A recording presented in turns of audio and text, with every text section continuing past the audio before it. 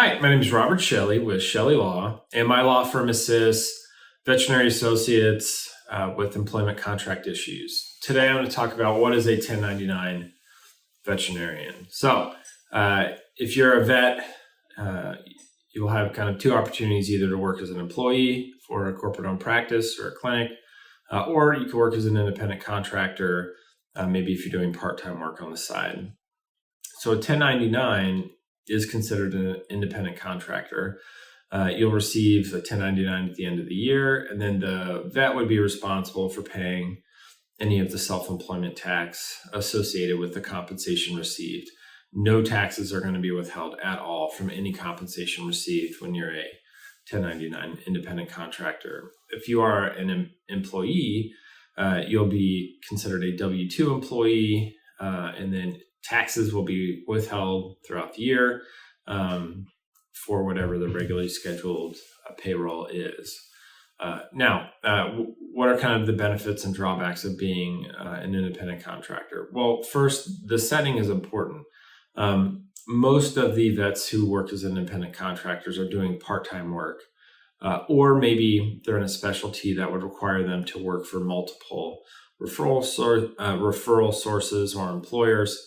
And so it would make sense, maybe if the work's infrequent or sporadic, for them to work as an independent contractor. So if you're like a veterinary associate and you're looking to join a corporate-owned practice, you're going to be an employee. You're not going to be an independent contractor. And so as an employee, as I said before, you get a W-2, and then they're going to pay for, health, vision, dental, disability, life insurance. They're going to pay for your vet license, DEA registration, continuing education. You're going to get paid time off. Whereas as an independent contractor, working as a 1099, you're not going to receive any of those things.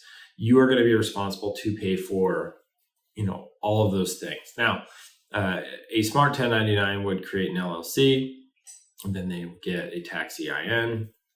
They would create a bank account just for that LLC. And then they would run all compensation and expenses through that.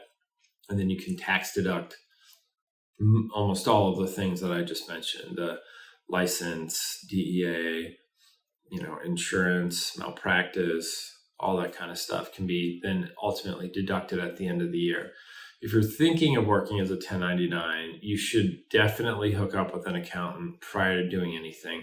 They can take you through the process of how to create the LLC, and then what are the best ways of maximizing your tax deductions. There are some situations where you would work for a vet clinic and they would misclassify you. Most of the time when that happens, it's when usually I find it's like a vet-owned practice and they just simply don't want to pay the employment tax on having an employee. So they classify them as an independent contractor. They pay them as an independent contractor, but almost all of the actions from the vet are that of an employee. The IRS has a 20-factor test that they have on their website. If you think you may be classified as an independent contractor, but not actually working like that, I'd look at the test and then discuss it with the employer. If there's some kind of audit and the IRS comes back and says, no, you misclassified this person, there will be back taxes that need to be owed.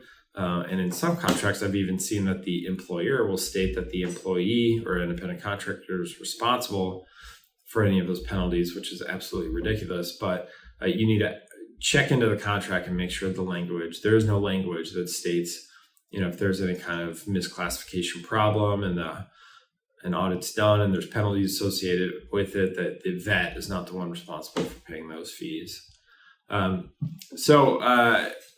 I said before, the best places to work as an independent contractor is when you're doing part-time work, or maybe it's like completely up to you.